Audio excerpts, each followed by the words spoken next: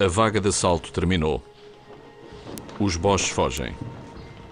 Há que persegui-los e matá-los à facada.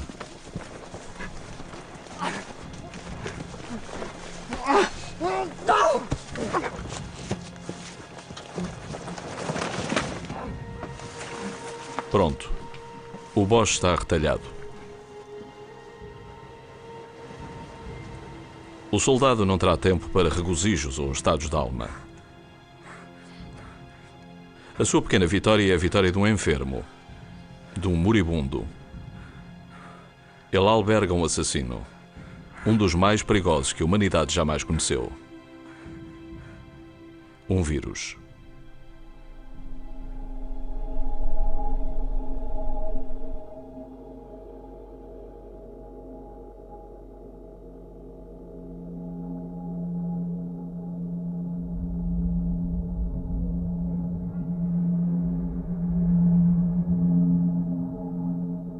A gripe assassina.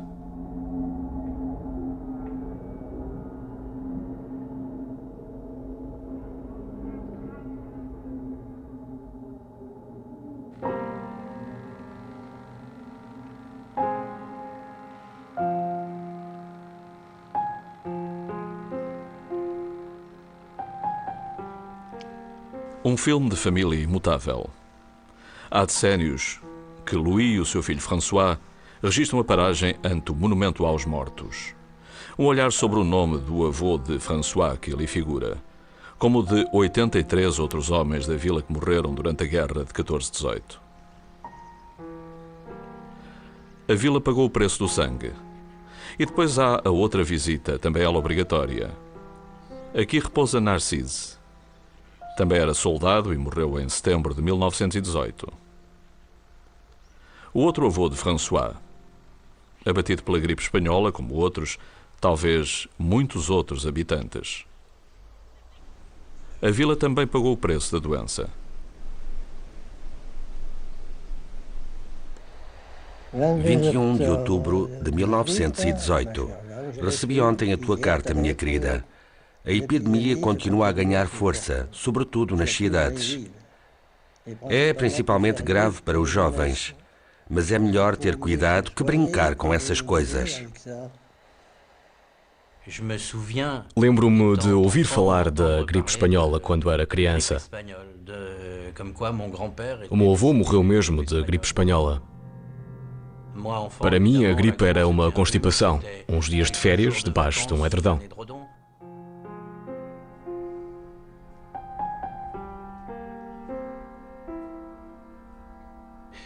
Como me diziam que o meu avô estava na guerra, eu não compreendia como é que ele morrera de gripe se era soldado. Devia, pelo menos, ter morrido na frente de batalha, como o meu outro avô. Morreu de gripe. E porquê a espanhola?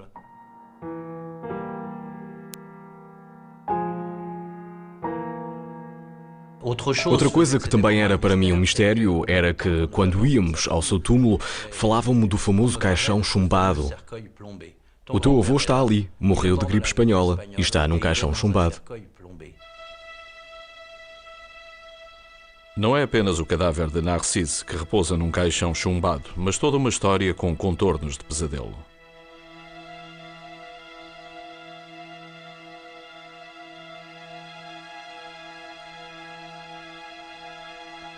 Um pesadelo baseado em factos mais ou menos estabelecidos.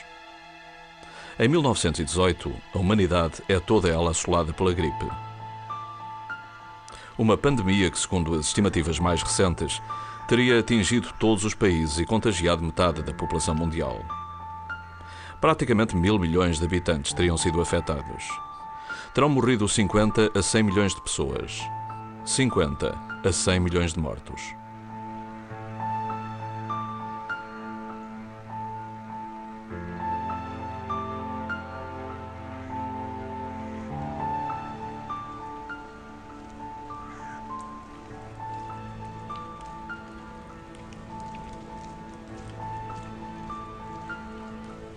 Vinte 20 mil pessoas mortas é uma estatística.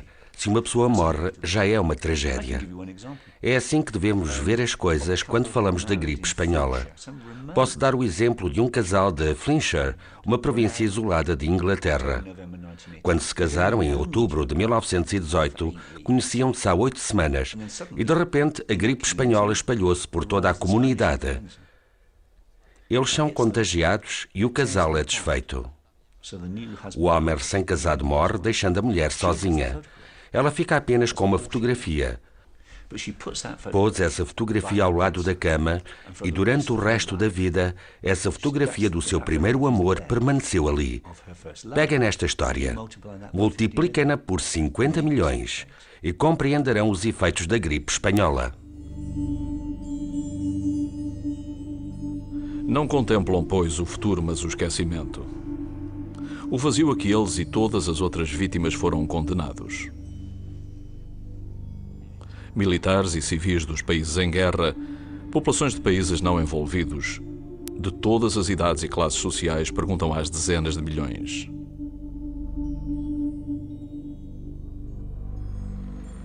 Por que é que essa catástrofe ainda não é considerada como um dos grandes acontecimentos do século XX? Como pôde ela atingir tal amplitude? Que conta esta desvalorizada história, explorada por historiadores e cientistas, que avança a passo lento pelo caminho das hipóteses e das incertezas? Que revela atualmente um dos mais gigantescos locais do crime de todos os tempos.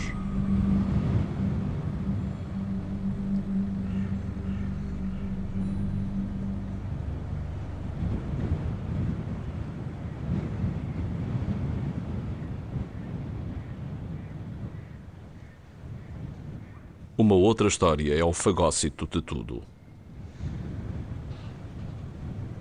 A Grande Guerra e os seus 10 a 12 milhões de mortos esmagam com todo o seu peso a pandemia da gripe dita espanhola, que, no entanto, causou 4 a 8 vezes mais mortos.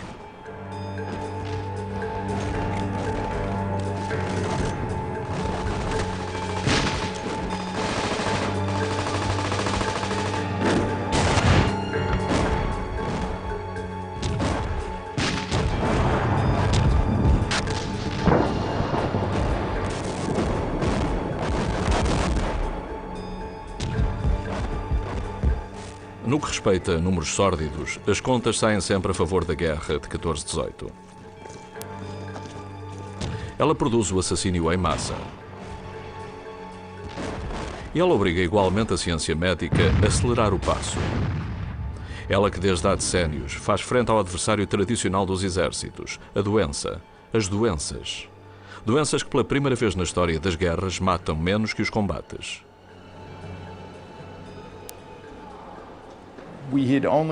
A medicina moderna estava apenas a começar a fazer grandes progressos. Sabíamos como produzir vacinas contra doenças infecciosas e éramos bons nesse domínio.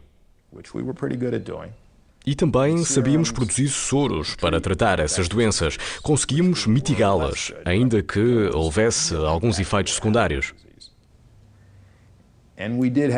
E tínhamos, sem dúvida, alguma arrogância quanto à nossa capacidade de identificar uma doença e de encontrar forma de tratá-la.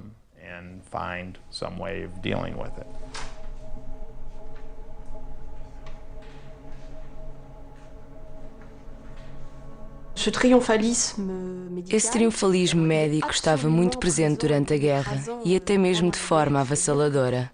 Ou seja, conseguíramos controlar o fenómeno patológico até quase não existirem doenças incontroláveis. No mundo ocidental, é verdade que a tifo fora controlada com vacinas. Quase não existem casos de tifo ou cólera. Foi, pois, um grande triunfo. E em 1918, antes do fim da guerra e antes da gripe, os serviços de saúde que começam a vislumbrar o fim das operações dizem que é graças a eles que a guerra vai terminar de forma vitoriosa para o lado deles.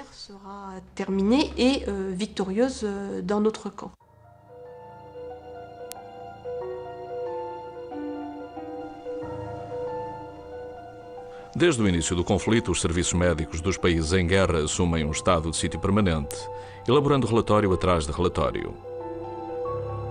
Como, por exemplo, este documento datado de 1916. um entre milhares de outros feitos durante a guerra, uma bela lista de doenças contagiosas. Ela confirma o estado de alerta, a gravidade.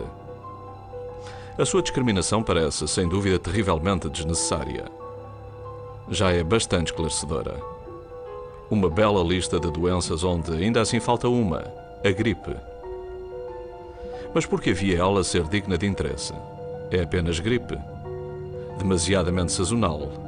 Demasiadamente pouco fatal. Demasiadamente banal. Mas nenhuma junta sanitária a prevê. Não parece ser nada de inquietante.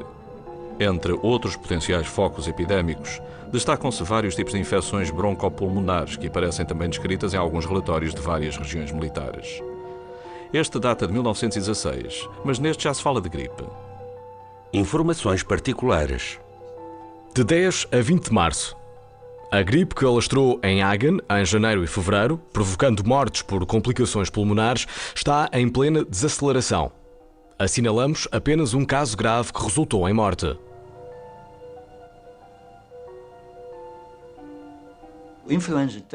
A gripe não se limita apenas a uma grande vaga epidémica. Não é um grande marmoto. Ela propaga-se em várias vagas, como é sempre o caso. É como quando atiramos uma pedra para um lago. Ela provoca várias ondas. É assim que a gripe se propaga.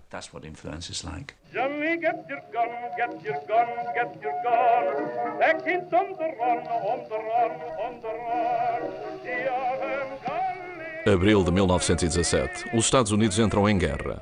Quase um ano mais tarde, desembarcam na Europa centenas de milhares de boies. Há um problema. Um problema que surgiu desde fevereiro-março de 1918. Em várias bases militares nos Estados Unidos, as autoridades dão conta de focos epidémicos de gripe.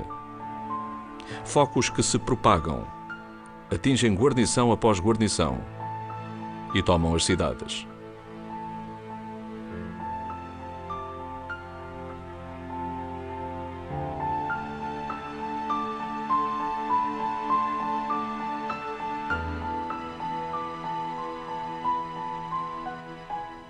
O corpo expedicionário americano tem muitas dificuldades em estabelecer-se, principalmente porque chega com um passageiro clandestino muito embaraçoso. A gripe que lavra nos barcos onde se amontoam os recrutas.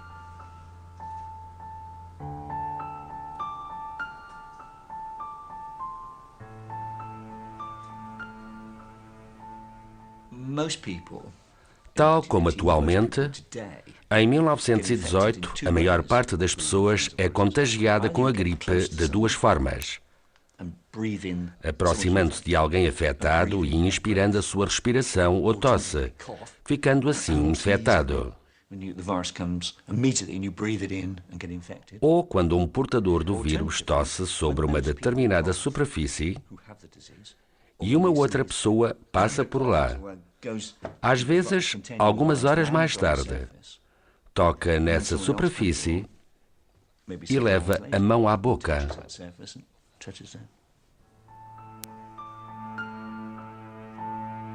Oficialmente continua a não ser nada de alarmante. Que importância tem um problema de contágio ou a gripe quando só se pensa no esforço de guerra?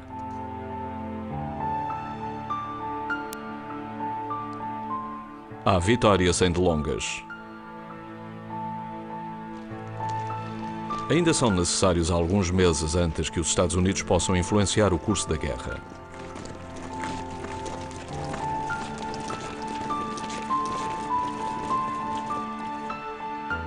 O alto comando alemão arrisca tudo por tudo. Desde dezembro de 1917, o fim dos combates contra uma Rússia em plena Revolução Bolchevique permite recolocar na frente oeste cerca de uma centena de divisões.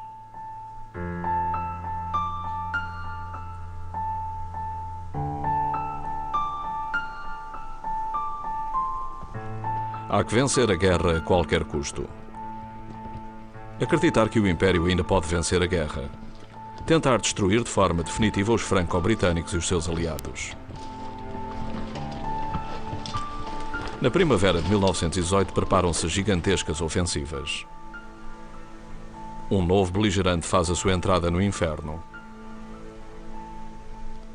A gripe declara a sua guerra.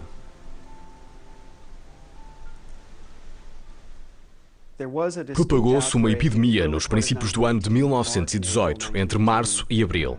Mas essa epidemia não parecia ser tão virulenta quanto isso. Não parecia ser tão virulenta quanto isso. Na verdade, ela ataca em força. A gripe parece ter surgido nos exércitos entre 10 e 20 de abril de 1918. Desde o fim de abril, a infecção apresenta um caráter de difusão extremo e atinge todos os exércitos. Nas suas primeiras investidas, ela é pouco mortal, mas consideravelmente debilitante. A gripe, a doença de proporções negligenciadas, faz-se de convidada de última hora. E veio acompanhada. Um outro fenómeno inquietante é imediatamente detectado. Surgimento de complicações pulmonares, pneumonias e broncopneumonias.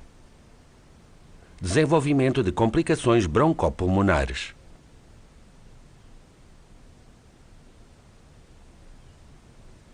A gripe não vai contentar-se com pousar ao lado da guerra. Doravante será a guerra que terá de comprometer-se com ela. Gripe e guerra, guerra e gripe, forma-se uma dupla diabólica.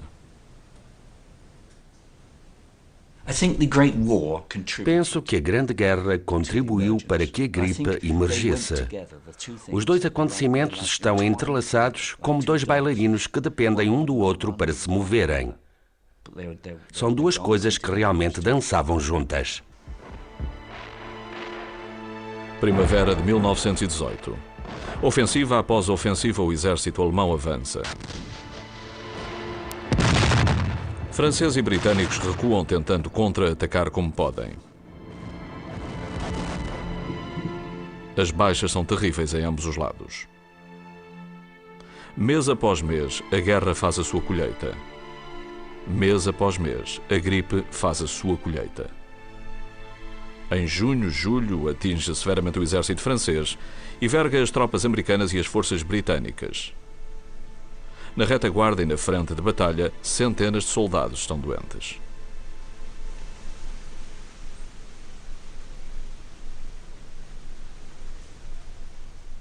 Uma oportunidade da qual os alemães não conseguirão tirar partido.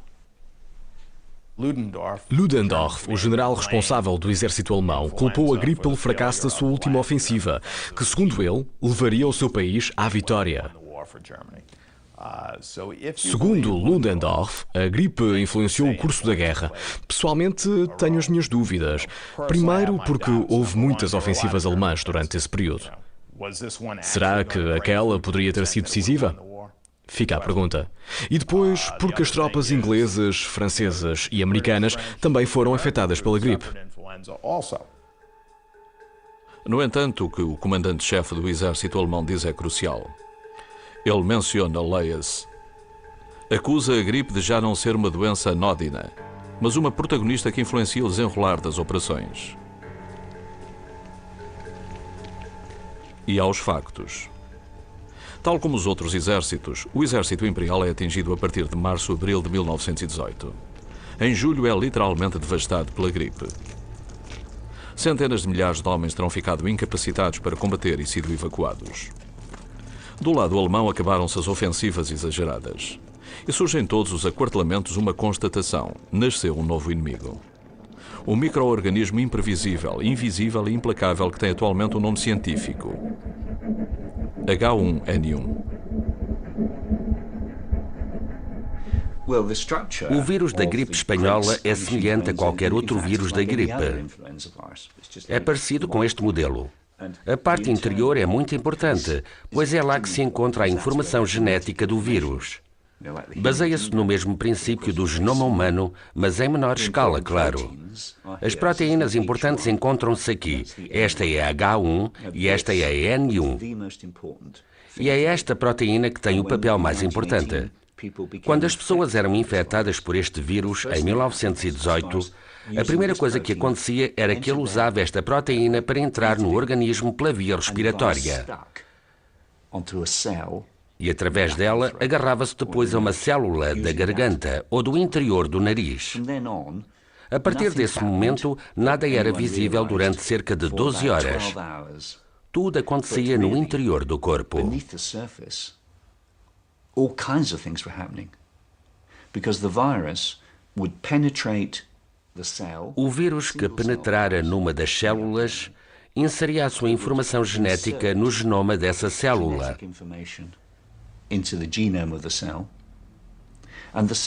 E ela duplicava-o, reproduzindo assim o vírus. Em cerca de 10 horas, dezenas de milhares de cópias desse vírus são propagadas. E essas dezenas de milhares de novos vírus infectam dezenas de milhares de outras células.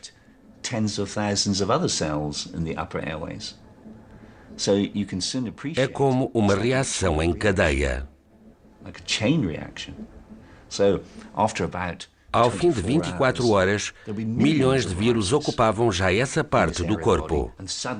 E, de repente, o organismo percebia-se que acabava de ser invadido por um inimigo que quebrara as suas defesas. E começava então a reagir.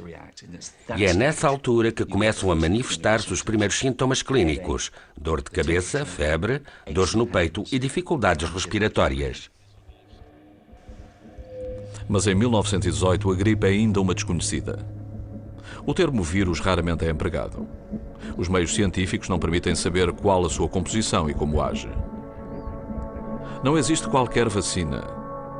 Por toda a parte, tentam pôr os doentes em quarentena, isolá-los. Como curá-los se praticamente não há indícios de melhora com os antissépticos e os medicamentos conhecidos, aspirina e quinino, nem com injeções à base de produtos diversos, ouro, prata, arsénico e essência de terebintina, não esquecendo as transfusões de sangue. Tentam produzir-se vacinas com toda a urgência, em vão. Uma única constatação: os exércitos estão severamente afetados. Doravante, os serviços de saúde seguem passo a passo a propagação da doença, muito secretamente.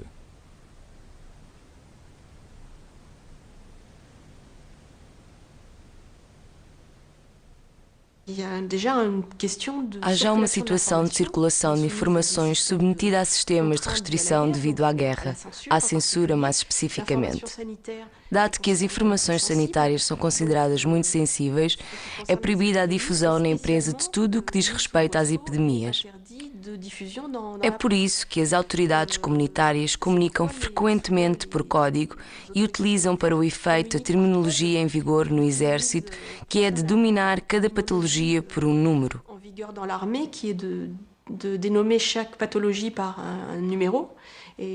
A gripe é a doença 11 e, na verdade, é muitas vezes esse o nome que lhe vemos atribuir de forma a não reavivar a ideia entre a população. Número 11 para as autoridades sanitárias em 1918. H1N1 para os cientistas que desde há anos tentam desvendar o mistério da sua origem. Analisando a gênese do vírus, depois de o termos sequenciado e reconstruído, cremos atualmente que é de origem aviária. É um tipo de vírus que pode ser transmitido a várias espécies. Afeta seres humanos, cavalos, porcos e aves domésticas, como galinhas e perus. Afeta também aves selvagens, como patos e cisnes.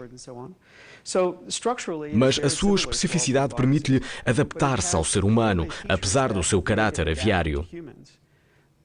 O vírus de 1918 dá-nos indícios sobre a forma como um vírus aviário pode, através da mutação, tornar-se um vírus humano.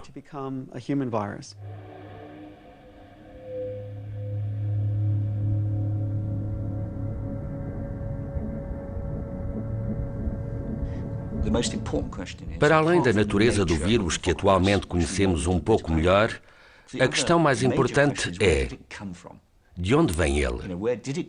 Veio do Sudeste Asiático? Apareceu na Europa? E uma outra questão importante é: quanto tempo demorou a desenvolver-se? Aparentemente não foi instantâneo. O vírus apareceu subitamente em Paris em 1918 para matar 50 milhões de pessoas em menos de um ano? Ou demorou vários anos até lá chegar? Historicamente, a maioria das pessoas considerou que o vírus apareceu nos Estados Unidos nos inícios de 1918, mas o que isso quer realmente dizer é que foi nos Estados Unidos que ele foi descrito pela primeira vez na literatura médica. Não quer dizer que ele vem dos Estados Unidos. A quando da primeira epidemia, oficialmente constatada em março de 1918, o vírus já se teria desenvolvido no mundo inteiro. Estava presente nos Estados Unidos, mas temos atualmente provas que também estava presente na Europa e na China. Para mim, isso significa que as suas origens remontam a um período anterior a 1918.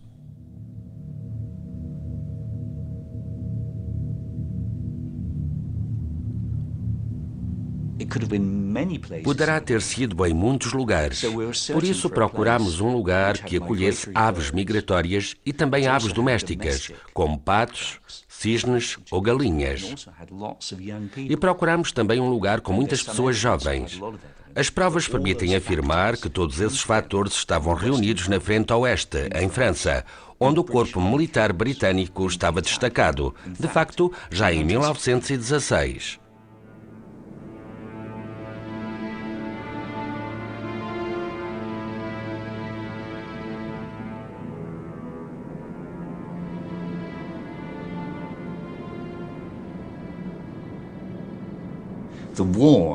A guerra criou uma oportunidade que permitiu que esse vírus emergisse. Criou circunstâncias nas quais 3 milhões de pessoas jovens, e refiro-me apenas ao exército britânico, estiveram atulhadas num espaço restrito no norte de França. Foram usados contra esses soldados centenas de milhares de toneladas de produtos químicos e pelo menos 14 tipos diferentes de gases que envenenaram os seus sistemas respiratórios. Para alimentar as suas tropas, o exército britânico levou para aqueles aquartelamentos patos, cisnes e todo o tipo de aves. Estavam lá reunidos todos os fatores propícios à propagação da gripe. E como se isso não fosse suficiente, o lugar estava situado mesmo no meio da rota migratória de aves potencialmente infectadas, provenientes da Sibéria e a caminho da África do Sul. Hipóteses que talvez um dia sejam confirmadas. Ou nunca. Naquela época, as preocupações são outras. Na primavera-verão de 1918, as diferentes forças armadas questionam sobre como conter as investidas da gripe. As populações civis são também severamente atingidas e praticamente deixadas ao abandono pelas autoridades sanitárias. A maior parte dos médicos é mobilizada. Ocupam-se prioritariamente os militares. E por enquanto o número pouco elevado de mortos, pelo menos oficialmente, não é inquietante. Nem se fala mesmo de epidemia. Só ao custo nos surpreendemos com a sua durabilidade, com o seu cariz fora da época, com a sua virulência, com as complicações graves que ela acarreta, principalmente a nível do sistema respiratório. Nada transparece na imprensa. Fala-se apenas de certos países particularmente atingidos. De todas as teorias relativas à origem da pandemia, uma coisa que sabemos ao certo é que não começou em Espanha. Foi apelidada de espanhola porque a Espanha não estava em guerra. Os jornais espanhóis podiam, pois, escrever artigos sobre a epidemia, enquanto nenhum jornal inglês ou francês podia abordar o tema devido à censura.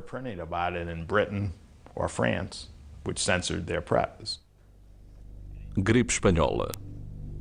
Um apelido para a posteridade. O bode expiatório é prático.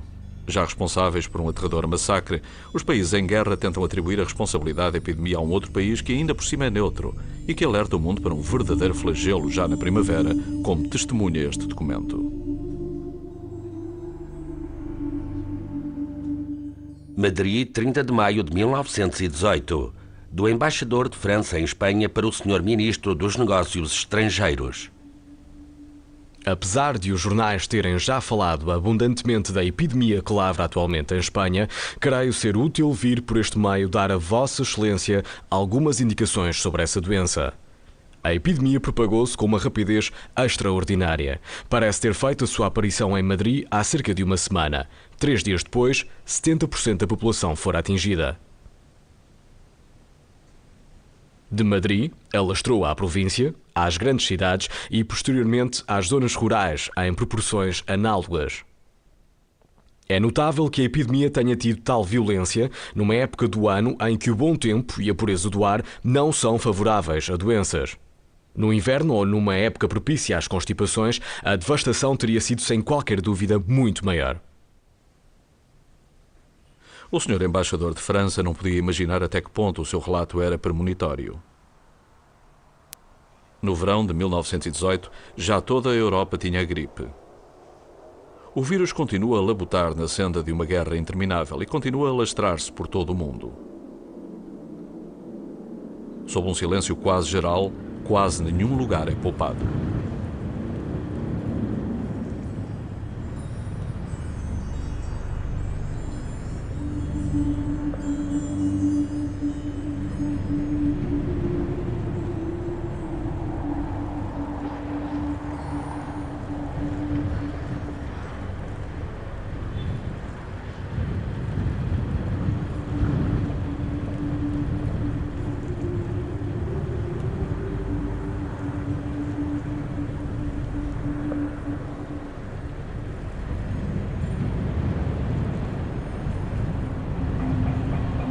Que catástrofe poderia esperar a colónia mineira de Longyearbyen, fundada no início do século XX em Spilsberg, a algumas centenas de quilómetros do Polo Norte? Mortos um dia ou outro, acidentais, a extração do carvão é profissão de condenado. É a gripe espanhola que se abate sobre as algumas centenas de mineiros que aqui vivem e trabalham. Um gás do carvão sobre o qual o registro da mina mantém um relato minucioso. Provavelmente um dos únicos documentos no mundo que relatam esse acontecimento numa comunidade civil. 8 de julho. A gripe espanhola lavra na Noruega. 27 de julho. A gripe começou a tornar-se grave. 29 de julho. Não havia mais que uma vintena de homens na mina. 50 foram ao médico ao fim do dia. 8 de agosto. Morreu o primeiro doente de gripe. Há alguns dias enviámos para casa dele um telegrama em seu nome no qual ele dizia: "Estou um pouco doente, mas espero melhorar." 20 de agosto. 3 mortes devido à gripe espanhola. 26 de agosto. A equipa de trabalho está completamente desmoralizada e só quer voltar ao trabalho. Todos os trabalhos foram suspensos. Em finais de agosto, os efeitos devastadores da gripe espanhola já quase desapareceram.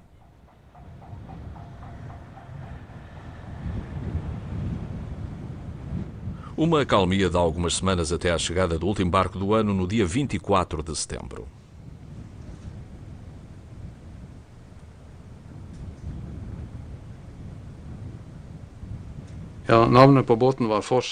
O nome do barco era Forset.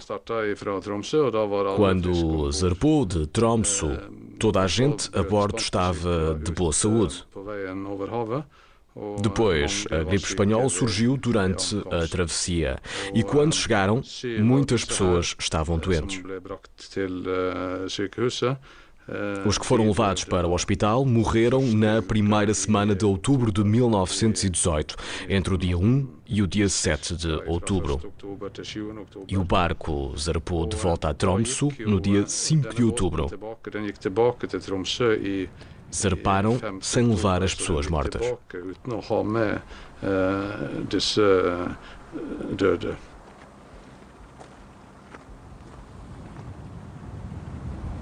Os últimos mortos naquela aldeia do fim do mundo, numa altura em que a gripe deixa de atingir os locais mais longínquos e isolados.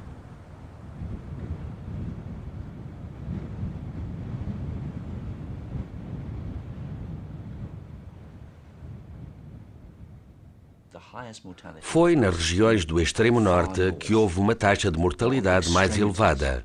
Graças à extensa documentação dos casos, sabemos, por exemplo, que em certas aldeias inuit de Labrador morreram todos os habitantes.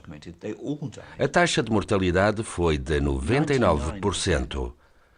Num outro exemplo bem documentado, um barco de missionários chamado Harmony percorreu a costa este de Labrador, propagando o vírus a cada paragem.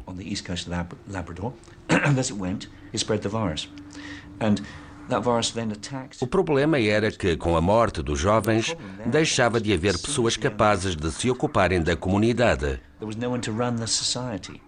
Não havia quem cortasse a lenha, fosse buscar água ou caçasse, ainda que os jovens começassem a morrer por outros motivos que não a gripe. 20.000, 8 de setembro de 1918, do cônsul de França para o Sr. Ministro dos Negócios Estrangeiros. Tendo as autoridades recebido ordens muito estritas para não deixar transpirar a verdade, só através de um inquérito pessoal e discreto pude obter as informações. Desde Savona a Tadjia, lavra uma doença trazida pelas tropas indianas que desembarcaram em Savona. Durante a travessia, 50% dos homens atingidos foram deitados ao mar depois de mortos. Nenhuma precaução tomada após o desembarque do restante contingente. Havana, 8 de outubro, para o Sr. Ministro dos Negócios Estrangeiros. Chegou ontem à tarde um transatlântico espanhol. 27 passageiros mortos e inúmeros outros doentes, entre os quais vários moribundos. Gripe infecciosa. Segundo os rumores, trata-se de cólera. Vários passageiros suicidaram-se para pôr fim ao seu sofrimento. Bogotá, 27 de outubro. 3/4 dos habitantes atingidos. A maioria dos departamentos administrativos fechados ou desorganizados.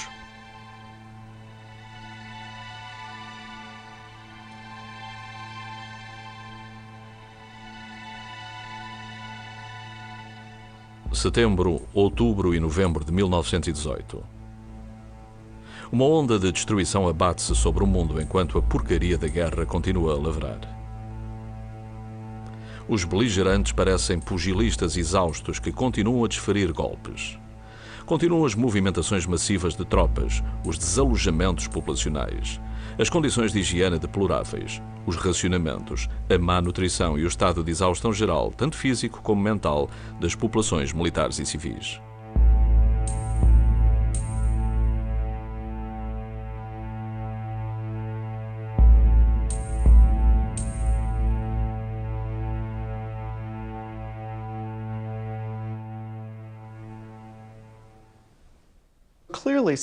Entre a primavera, o verão e o outono de 1918, há uma clara mudança do vírus da gripe espanhola. Aparentemente, o vírus sofre uma nova mutação que lhe permite alastrar-se mais rapidamente entre a população, tornar-se mais facilmente transmissível, mas também mais virulento.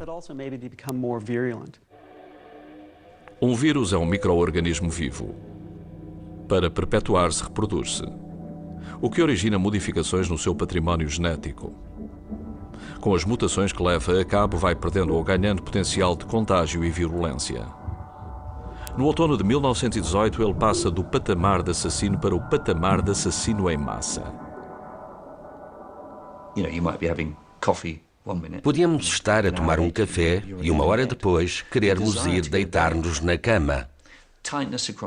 Surgia uma forte sensação de falta de ar e muita fadiga. Acabávamos por ir para a cama e o momento crucial costumava manifestar-se 2 dias mais tarde. Se estivéssemos condenados, a nossa cara ficava com uma cor rosada e azulada, aquilo a que chamamos heliotrópio.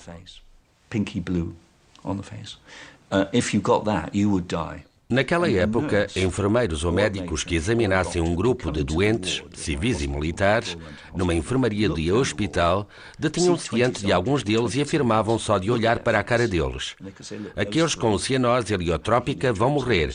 Há que libertar as camas deles para outros doentes. Por vezes, a pele desses doentes ficava tão escura devido à falta de oxigênio que alguns médicos tinham dificuldades em distinguir entre soldados negros e soldados brancos. E isso favorecia, claro, o alastramento da peste negra. Viam os seus cônjuges, filhos, vizinhos e pais morrerem espumando não só pelo nariz e pela boca, mas às vezes também pelos olhos e pelas orelhas. Eram sintomas realmente atrozes.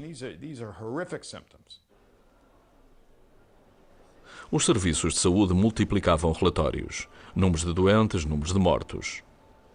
A taxa de mortalidade atinge cerca de 10% das centenas de milhares de soldados contaminados em todos os exércitos. O H1N1 é de uma violência inigualável e, para além disso, conjuga-se com outras doenças, formando assim uma verdadeira equipa de intervenção. Resultado: uma grande parte das pessoas atingidas morre de pleuresias purulentas, pneumonias e broncopneumonias.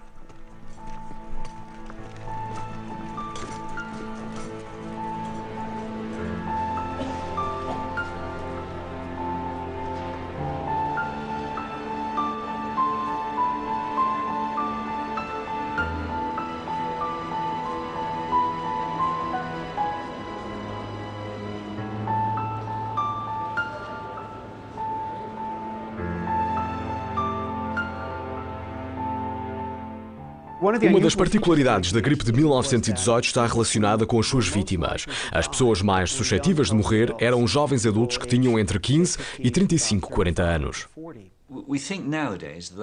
A hipótese mais recente relativamente a essas vítimas jovens, e é apenas uma teoria, é que o sistema imunitário dessas pessoas jovens terá reagido de forma exagerada.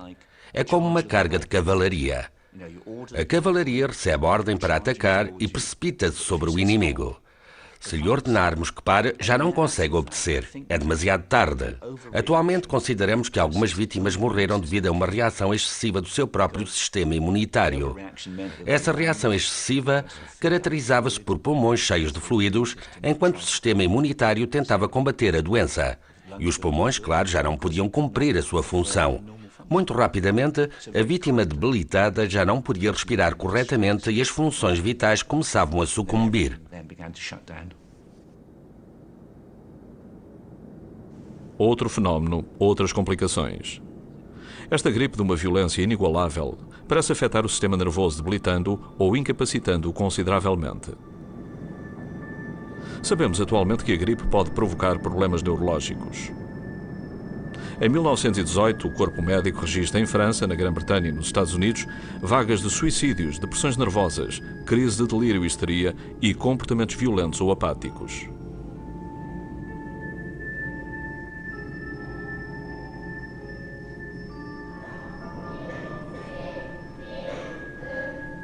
As populações civis, essas continuam em grande parte abandonadas. Os poucos médicos que não foram mobilizados não estão preparados e não conseguem fazer frente à amplitude e brutalidade do flagelo.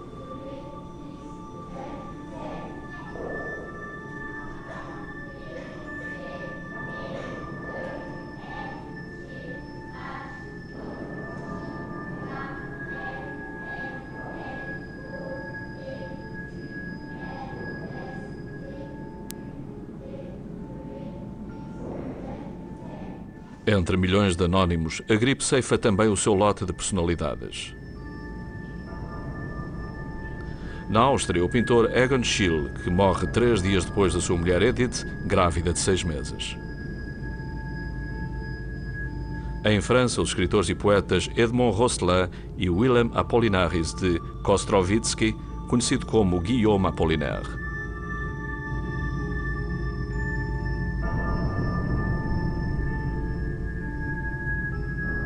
Nos países ocidentais, cerca de 10% das pessoas contaminadas morre. Amordaçados pela censura, os meios de comunicação permanecem mudos. Na Europa, um país neutro dá eco ao caos social, a Suíça.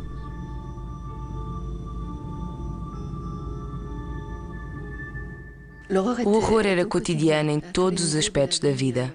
Corriqueiro. Não podíamos deslocar-nos, os transportes públicos não funcionavam.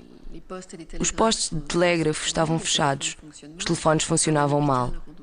Não podíamos ir ao hospital visitar entes queridos. E a proibição de assembleia de pessoas em locais comuns também colocava problemas, pois não pode haver cortejos fúnebres com mais de 5 pessoas, por exemplo. Os prestadores de cuidados antigos pela epidemia também morriam. Era difícil encontrar médicos. Os obituários do Dr. X e Y enchiam páginas inteiras. O que era impressionante naquela época era folhearmos os jornais e vermos um enorme aumento dos obituários. Vemos mortes de gripe, doença fulminante ou gripe espanhola. Era muito flagrante para toda a gente que não havia quem as confortasse. As igrejas estavam obviamente fechadas, pois não era possível ter pessoas em locais fechados, pelo que não havia tão pouco o conforto da religião.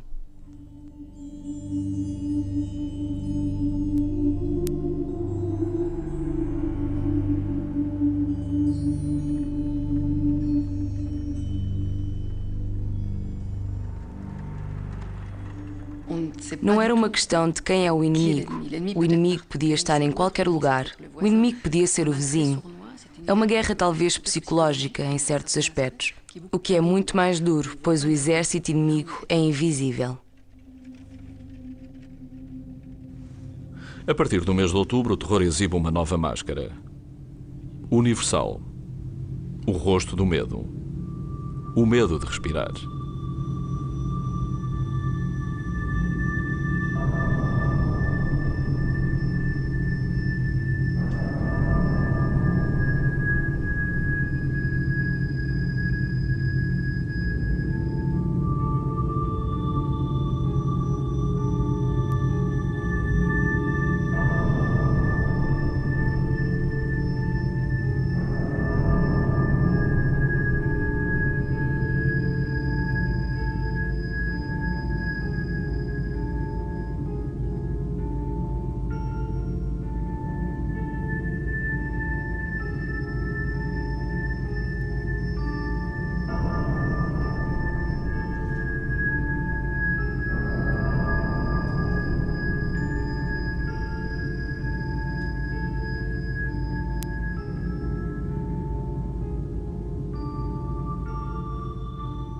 Quantas cidades têm de fazer face a centenas e por vezes milhares de mortos todos os dias durante semanas e por vezes meses?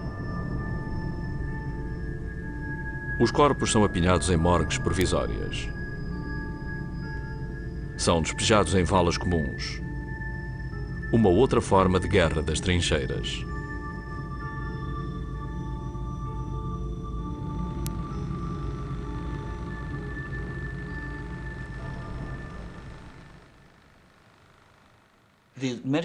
As autoridades médicas não estavam preparadas para o que aconteceria.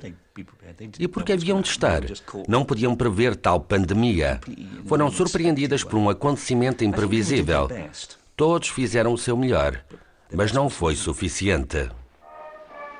Sobretudo quando há que agir como se o mundo não fosse vítima de uma arma de destruição massiva, pois assim dita é censura. E eis que ocorre o dia 11 de novembro, que remata a destruição do inimigo e obriga a questionar a história de outra forma. De que forma é que a gripe influenciou a guerra? De um lado, e ainda que muito debilitados pela epidemia, franceses, britânicos e americanos dirigem-se inexoravelmente para a vitória. Do outro, os impérios centrais, Alemanha e Áustria-Hungria, onde a gripe terá atingido o seu auge nas últimas semanas da guerra. Segundo algumas investigações históricas, perfilar-se esta resposta. A gripe terá contribuído para acelerar a marcha rumo ao fim das hostilidades. Resta determinar se o seu papel foi importante, leia-se preponderante. O que é certo é que, à sacrossanta 11ª hora do 11º dia do 11º mês, a história detém-se, mas não a doença 11. Reykjavik, 11 de novembro. Do vice-cônsul de França na Islândia para o Sr. Ministro dos Negócios Estrangeiros. Todas as escolas fechadas. Todos os jornais deixaram de ser editados. Todas as atividades suspensas no Porto. 3/4 da população acamada. Somente, após repetidas insistências, é que o único funcionário do telégrafo, ainda ao serviço, anuiu a enviar esta mensagem. Já quase cá não chegam notícias do mundo exterior. A população está num estado lamentável. Casas onde todos os moradores estejam doentes não têm qualquer contacto com o resto da cidade e, consequentemente, não recebem qualquer assistência. –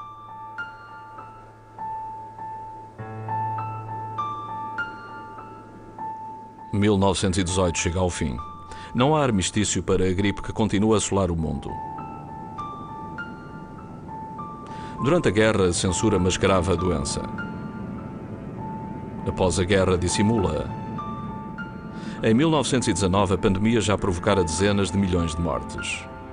Mas a amplitude do desastre é suplantada pela história e os seus cortejos de crises políticas, económicas e sociais. A gripe prossegue a sua dança macabra. Ri-se das previsões. Aparece. Desaparece. Reaparece.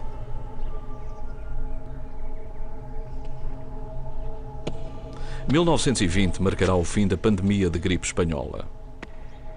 O vírus terminou a sua volta ao mundo. O H1N1 contaminou todos os que pôde e matou no seio das populações mais expostas e frágeis. Para os cientistas permanece ainda uma questão crucial. Poderá acontecer novamente uma catástrofe semelhante?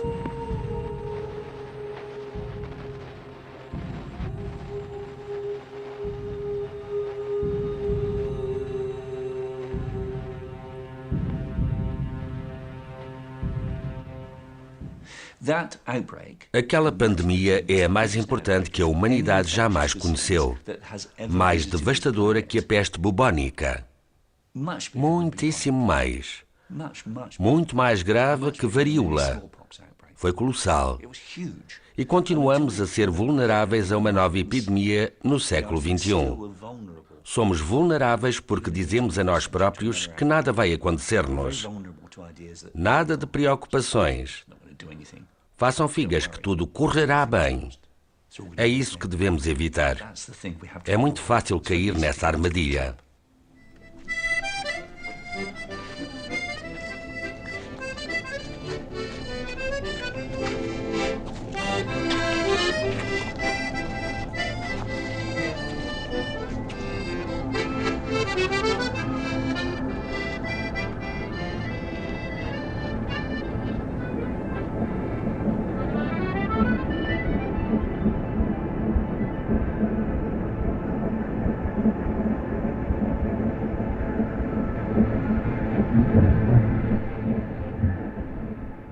versão portuguesa Santa Claus, audiovisual.